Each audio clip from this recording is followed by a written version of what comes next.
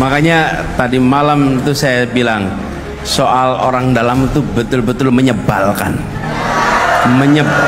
menyebalkan yang luar biasa. Kenapa? Anak dengan prestasi sederet sering dikalahkan dengan orang tanpa prestasi tapi ada ordal. Betul tidak? Iya. Dan lalu membuat yang sudah latih. Coba sekarang saya beri contoh nih. Mau ikut kontingen atlet. Oke, atlet olahraga aja, olahraga nih. Nggak ada politik-politiknya nih, olahraga nih. Mau ikut atlet olahraga. Yang satu latihan siang malam terus menerus untuk masuk kontingen misalnya dari Riau untuk ikut PON, oke? Lalu dikalahkan oleh orang lain yang dia punya paman di dalam KONI, kalah dia karena ada pamannya di situ yang latihannya sesekali, cuman karena dia punya ordal. Bayangkan frustrasinya yang latihan terus itu, betul tidak?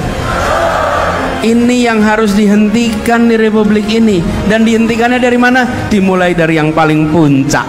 Yang paling puncak tidak mempraktekkan ordal-ordalan dalam semua urusan. Nah, nih, kenaikan pangkat di TNI tidak pakai orang dalam. Kenaikan pangkat di polisi tidak pakai orang dalam.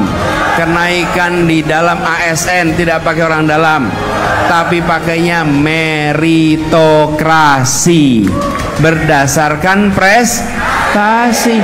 Jadi yang bekerja keras, yang berprestasi mendapatkan kesempatan. Dan siapa yang diuntungkan dari praktek meritokrasi? Negara kita yang diuntungkan. Kenapa? Karena kita akan mendapatkan orang-orang yang terbaik di tempat-tempat yang strategis. Betul tidak? Nih, kalau sekarang perusahaan-perusahaan melakukan rekrutmen dengan prinsip kompetisi yang fair, yang untung siapa? Perusahaannya. Dia nanti akan merekrut orang-orang yang berprestasi. Tapi kalau perusahaannya membiarkan pakai ordal, yang di dalam siapa jadinya? Iya, yang pokoknya punya kenalan, punya kerabat, betul tidak? Betul, Pak.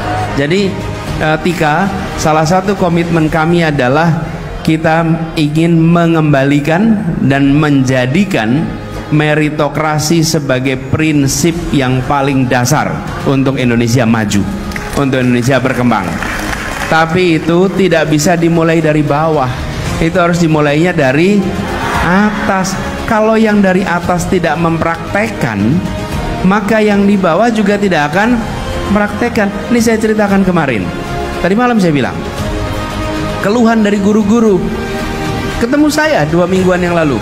Pak, ini kami guru-guru honorer direkrut jadi P3K, tapi yang diangkat adalah mereka-mereka yang punya ordal. Siapa ordalnya? Misalnya pamannya kepala sekolah, kemudian keluarganya kepala dinas, ada yang staf dinas, baru diangkat. Yang tidak punya kerabat, tidak punya kenalan, nggak diangkat. Dan ketika diprotes, mereka menjawab, "Wong yang di Jakarta aja pakai ordal, kenapa kita nggak boleh pakai ordal?" kata dia. Betul tidak? Karena itulah saya sampaikan, yang merusak sendi kehidupan bernegara adalah praktek-praktek orang dalam seperti ini. Itu tidak boleh diteruskan dan tidak boleh dibiarkan. Komitmen kita akan berantas praktek orang dalam, kita akan kembalikan prinsip meritokrasi, gitu ya.